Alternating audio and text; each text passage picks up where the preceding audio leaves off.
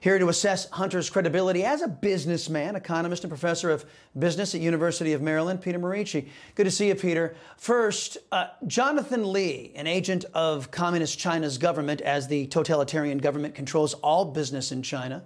He transferred $250,000 to Hunter Biden as a, quote, loan that Hunter admits he never repaid. Instead, Democrat donor Kevin Morris assumed the debt as some sort of equity buyout. Does this transaction pass the smell test with you? Well, no, and it also doesn't pass the income tax test.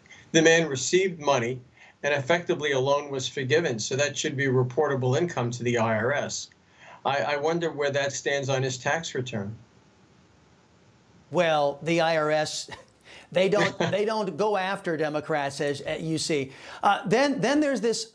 Hunter claims that he was awash.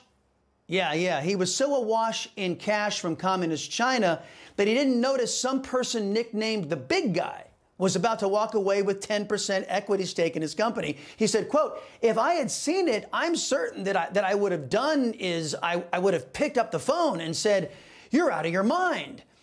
Is it plausible that Hunter didn't know who the big guy was, a person taking 10% equity stake in his company? No, I don't find that plausible at all. You don't get involved in those deals without reading the paperwork.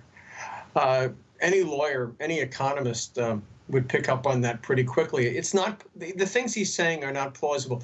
I can understand that here and there, given the complexity of his business dealings, over time, there would be lapses of memory over many years, not being able to put together the right person with the right action and so forth. But when you read about the transcripts, there's so much of it, and it's so blatant. And also, you're going in to testify. You have time to reconstruct in your mind. What you'll find in situations like that is initially you'll start to get things wrong and people will change their story. And that's because they're recalling. And any good prosecutor knows that. It just doesn't add up that he would have so many lapses and that he would be so inattentive on so many occasions. Well, you were very charitable by calling these transactions complex. Yeah, they were, and for very good reasons, some are saying. Meantime, Hunter tried to explain away his infamous text shaking down Chinese businessman Henry Zhao. First, he said he was probably drunk and probably high, and his father was never actually sitting next to him. Then he said Zhao is such a common Chinese surname that he texted the wrong Zhao. So let's assume he's not lying here just for a second. Turns out he got a $100,000 wire from CEFC, Zhao's company, within days.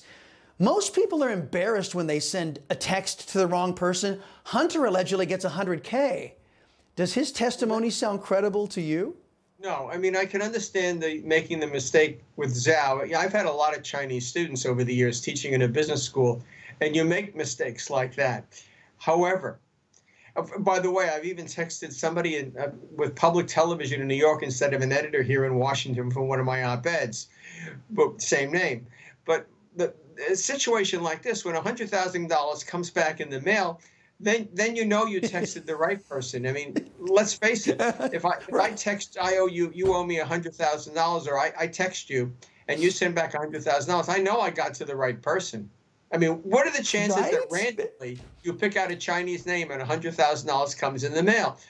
You know, hey, I just know there are probably he gets 5 Pinocchios. There are probably 1,000 texts right now going out, Peter, across the country to anybody named Zhao, hoping that $100K will be flowing into their bank account soon. Last thing I have for you.